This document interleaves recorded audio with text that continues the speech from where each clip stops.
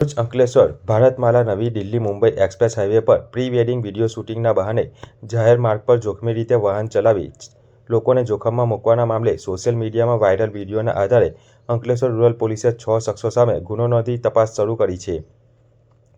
Police ફરિયાદ મુજબ તારીખ 22/12/2025ના રોજ સાંજના સમય દરમિયાન પૂન ગામ નજીક કેબલ બ્રિજ પર એક બુલેટ અને 4 ફોર વ્હીલ વાહનોને પૂર ઝડપે તથા ગફલતભરી રીતે ચલાવવામાં આવ્યા હતા. રોડની વચ્ચે વાહનો ઊભા રાખી ટ્રાફિકમાં અડચણરૂપ ઊભી કરી પ્રી વેડિંગ રીલ્સ બનાવવામાં આવી હતી, જે બાદ સોશિયલ મીડિયામાં વાયરલ થઈ હતી. આ ઘટનાના વાયરલ વિડીયો પરથી તપાસ કરતા ભરૂચ શેરપુરાના બુલેટ ચાલક મોહમ્મદ ફૈઝાન મોહમ્મદ સિદ્દીક નાખુર હોવાનું બહાર આવ્યું હતું.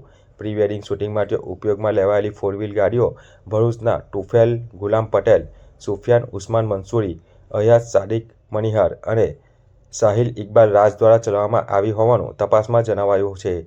જ્યારે વિડીયો શૂટિંગ ટીકે મુવમેન્ટ સ્ટુડિયોમાં કામ કરતા રિયાઝ ઘાંચી દ્વારા કરવામાં આવ્યું હોવાનું સામે આવ્યું છે.